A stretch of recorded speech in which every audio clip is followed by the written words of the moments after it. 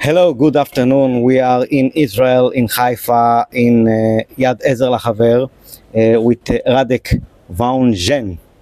Yes, that was really good. Okay, I tried very hard. You are the director of the movie that was shown yesterday in Haifa, Miss Holocaust Survivor. Exactly. Exactly. And here in Israel, in Haifa, we know the subject of the movie. But yesterday we saw and a lot of people came. It was the first time in Israel that the movie show about the contest of beauty of Holocaust survivors. And you are from Poland originally, but from Germany for a long time now. From Germany. How did you get and decided to make the movie about this subject of the contest, the beautiful contest from Israel in Haifa? Well, that's a good question. So, I've been interested in the topic of the Holocaust because I've been interested in history for a long time in my life. So I've watched a lot of documentaries about the Holocaust. And your professional is? My profession is film director. So came to you, so the it comes together, exactly. And then one day I read an article in the British Guardian, the newspaper. And it was about the Merkat Yofi, the beauty pageant here in Haifa. And I immediately thought, what a beautiful subject to make a movie about. And really? Yes, because it was, the article stressed that the beauty pageant is about celebrating life. Of course. But the context is very different. It's very different. But, as a storyteller, as a filmmaker, you always are drawn towards edgy stories, towards stories that sometimes maybe are controversial, because back then, the second time the beauty pageant was, a lot of people said, well, can you do that? Is it allowed to do that? Can you, a beauty pageant and Holocaust survivors? Is it not a holy subject? Yes. Yes. So, and that interested me. And when something interests me, I get the idea to make a movie, a documentary. When the Holocaust survivors themselves tell the story, it's not holy, it's a humanitarian. Exactly. Okay. But back then there was a lot of pushback. There was also in Israel. In Israel, you had people from the Knesset who were saying, this is terrible. What's next? Big Brother Auschwitz. And this is a quote. I'm quoting. Yeah. And I thought I have to explore this, because what I liked about it was that it didn't reduce the Holocaust survivors just to the Holocaust, but it celebrated the lives that they had themselves after the Holocaust. Yeah. And this is, something that we need to survivors, that they survived. Yes. Yeah. So I booked a ticket. But you have any connection to Jewish people before? Well, I'm born in Poland. Okay, so aside of the fact that my great-great-great-grandmother, one of my great-great-great-grandmothers was Jewish. Very far. But that's really far, yes. Yeah. That's really far. So, but I'm from Poland originally. And my grandmother, during the war, during the Holocaust, she was not Jewish, but she was in a labor camp. She was taken to a labor camp. Really? Why? Because they needed workforce to. She worked in a factory where she polished artillery shells. Okay. Because the hands were small of young women and children. Yeah. So they polished artillery shells, and my grandmother passed away quite a few years ago, like 15 years ago almost. Did you make about it a movie also? No, I made a movie once about my grandmother, but I never understood really the strength of my grandmother as a woman, the beauty, until she was not there anymore, until she was gone. And when I read about this article, and then I came to Israel, and I came here to Haifa, and said, can I talk with you? What struck me was the positivity and the life force. So you found the connection to your grandmother? Yes, you could in some way. You could say like that. Okay, it's interesting. Wow. So the concept of surviving something terrible and making a beautiful life after that. That's a universal concept. That's something we can all learn and should all learn from, I believe. In a lot of psychological places, in the academics also, around it until now, since the Holocaust has happened. Yes. It's very interesting. So the subject found you Yes. by the article in a Respect newsletter. You read about it, Yeah. and you decided that you make it about it movie. Well, I decided I want to come and see first because you need to establish, you need to find protagonists, you need to establish trust with your protagonists. Yeah. So I came here to Israel, Yeah, and I came to Haifa, and meet the CEO Shimon Sabag. and I met Shimon, of course, at Yeah. the beginning, and I also met Tami Yeah. because So you met the heart that work here. exactly. Okay. And at the beginning, I don't speak Hebrew except a couple of words. Shimon's English is also limited, so we needed always someone else. So Tommy all the time being around. And Tami, she has a heart of gold, so Yeah. she helped a lot. And then I got to meet the survivors. And you meet the survivors, and then you start thinking about, well, who could be a protagonist in the movie? Who wants to take part in the beauty pageant? And you start by listening to their life stories and by listening to them as people. And very quickly I found Rita Yeah. and her life story. So let's say the movie Yeah. won Yes. in very important prizes. Yes. Yes. So let's say to the view what you won already. So the movie, usually when you make a documentary, first you go to festivals Yeah. before you go to cinema. And it went to festivals and it won prizes in German festivals. But the one prize that I'm really proud of, you can say. I have my problem with the word pride, by the way, but I'm proud of this prize. It's your article. It's your art of movie. Yeah. It won the Ernst Lubitsch Award. Ernst Lubitsch, who was a very, very famous Jewish filmmaker who, defined Hollywood in a way back in the years. And what was special about the prize is normally they give this prize to fiction films, to comedies, to tragic comedies. And they decided this year, because they saw the movie, to give it also to a documentary. So because it was so good, they changed the rules. I hope it's because of that, yes. There is no other reason. So, and I'll tell you, it's my favorite prize because on the prize it says the prize is for humanity. Yeah. And being human, which I think in Yiddish you call it a Menschsein. Oh, I don't know Yiddish, but I believe you. That's You're from Poland, That's a beautiful concept for me. Okay. So yeah. And it traveled. Anyone in another prize? Yes. It went to China, to Chengdu, and in China it was one in a movie in a prize. Yeah.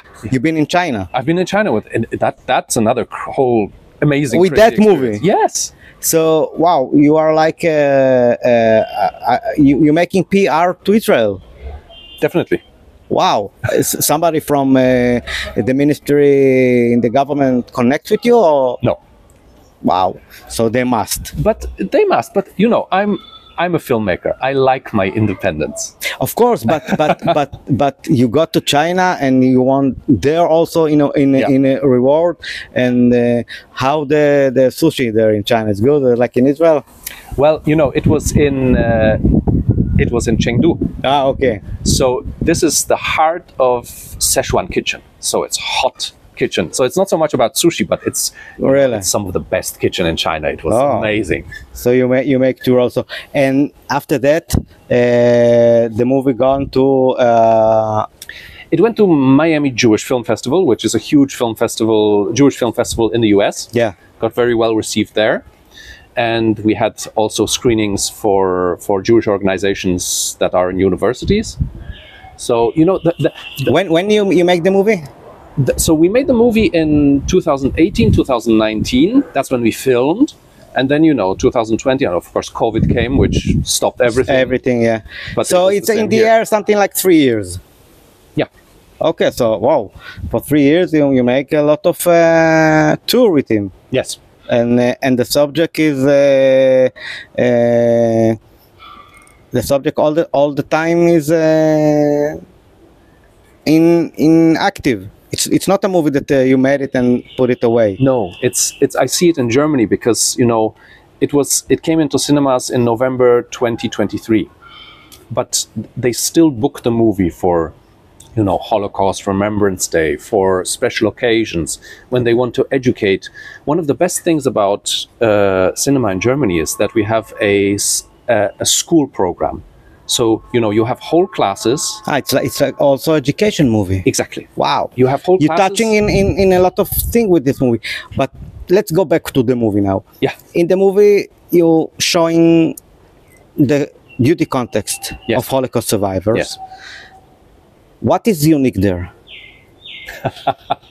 Well, let's start with the idea that a beauty contest for women who are in their 80s and in their 90s is a little bit of an unusual concept.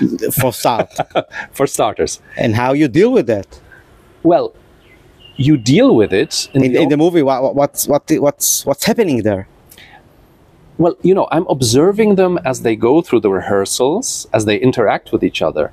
And for me, the beautiful thing is that they're Holocaust survivors, but they're also real women and real people, you know? They have an amazing sense of humor. Humor. They have competition with each other. Each one proud. Each one wants Ego. Each one wants to win. Each one has an ego. And for me, this is very important because, you know, they are Holocaust survivors, yes, but they're real people, real women, and they are alive. And as long as they're alive, we shouldn't treat them like museum. Yeah. You know? They're real people. You joke with them, you speak with them, yes. you feel them. Yes. Okay. And from all this journal that you had here with the Holocaust survivor, what the most special moment that you want? If I ask you about him, this is the most exciting moment that you remember in this journal. Whew, there are so many. But the one. Because if we want to see to ask you for all, we go. Yes. We go to see the movie. But personally, what touched you the most?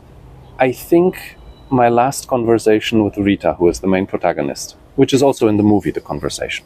Rita, one of the contexts. One of the contestants, Rita Kasimov-Braun, yes. And it was the last interview that we did, and I said, Rita, this is going to be the last time we talk with each other on camera, the last interview. And you know, I had some things prepared, but then the conversation started going, and at some point we started talking about death and what comes after.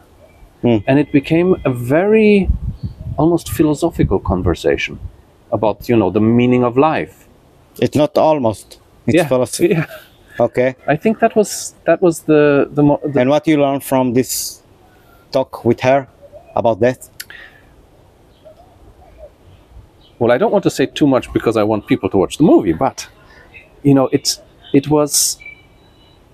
I don't know if you've probably read Viktor Frankl. Okay. And Viktor Frankl, in his book, describes the meaning of life not as something that you're finding and defining, but as something that you're searching for. It's not about the finding, it's about the search. It's not the what, it's the how. Yeah. And, okay. And it was exactly what Rita was reflecting. And it was so important for me because it's exactly the way I feel. I don't know, you know, I don't know the answers, but I think it's important to ask ourselves the question. Yes. I think the journey, the asking yourself the question, that is what we are here the whole time. Of course. Wow. So, for before we're ending this interview, in the spirit of this time in Israel, yes. After we call the 7th of October the second Holocaust that we may have, and the war and what's happening in the world, and the behavior of people around the Holocaust thing. What kind of message do you want to bring the people that see you now before they go to see the movie?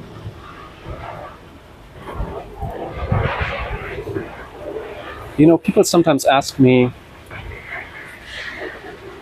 is this movie right now? is it, can you show this movie right now with everything that is happening around? Yeah.